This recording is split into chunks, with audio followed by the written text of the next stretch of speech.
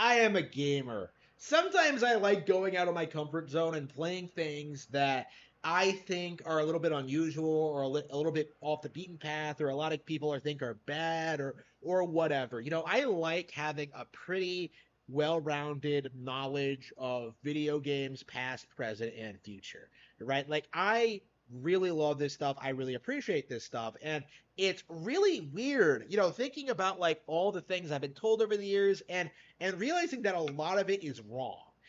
Really thinking about it and like really coming to terms with it and like really kind of accepting it. Like my channel has been kind of has been built on the concept, right? My channel has been uh disputing notions about Nintendo and the gaming industry and the company in general and for a long time now, right? Like that is, since 2013, the Harmon Smith channel of 2013. I've been talking about this stuff for a long time, right? But every single decade, every single year, every single day, every single week, I learn something new about the industry that surprises me. Something that I didn't really notice before, or really care about, or never really understood properly, right? And right now, the big thing that seems to have impressed me is the surprising quality of the Teenage Mutant Ninja Turtles games. Now, I know Turtles has always had a reputation for having stellar games, especially on the NES era and in the arcades, but like I grew up being told that like the NES Turtle in particular was bad. I grew up being told that that game was like a complete disaster, that the dam level was like impossible. You have to like go around dismantling bombs and stuff like that. There's seaweed everywhere. Everything wants to kill you. It is one of the hardest levels in video game history.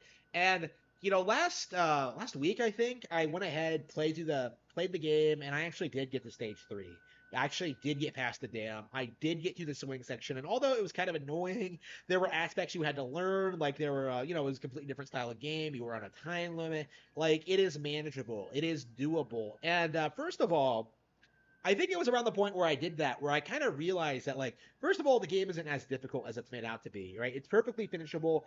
It's not all that obnoxious. It takes a lot of skill and a lot of practice, but like, you can beat Teenage Mutant Ninja Turtles on NES.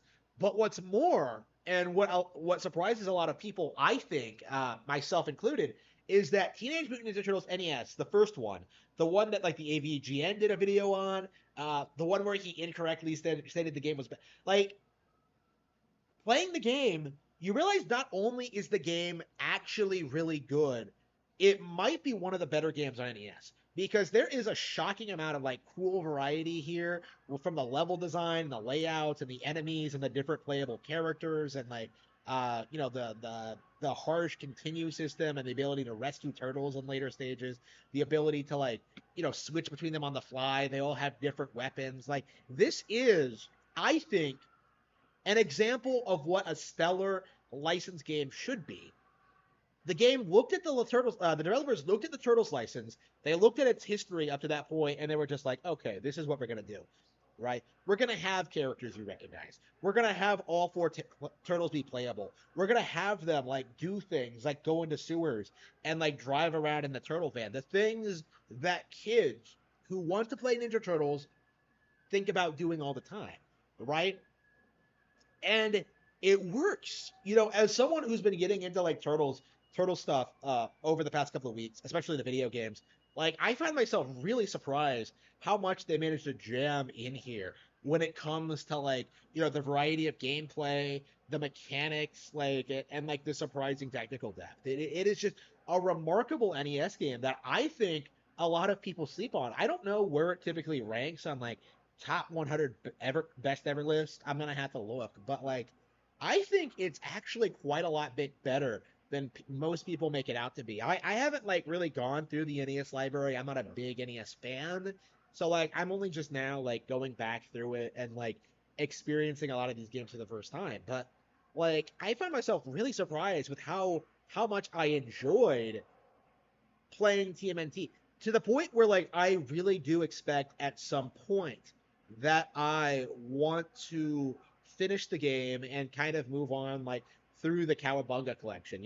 I want to beat TMNT 3. I want to do like, both versions of Turtles in Time. Actually, I think I have done the arcade version. Yeah, I've played through the arcade version of Turtles in Time before.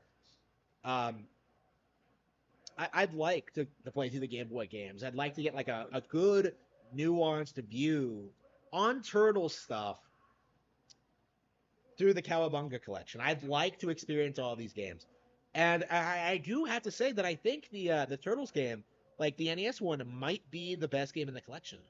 Like I do kind of feel that way. Like I like the beat 'em ups. I think they're good for kids because of how like simplistic they are and how they have like all the elements you expect to see, how well they blend in like the cartoony visuals with like the action, and it's endlessly entertaining. But like I think the original really is a stellar action platformer in its own right. I wouldn't put it up there with like Valis or anything like that. Honestly, playing Valis, I really think Valis might be like the peak action platformers for me. I just love I just love that game. I just love everything about it. But like Turtles is great for what it is. I think it's super underrated, and I hope more people discover this NES classic through the Cowabunga collection, through this release. I think this is a game that needs to get a lot more credit than it actually deserves, than it has gotten in the past.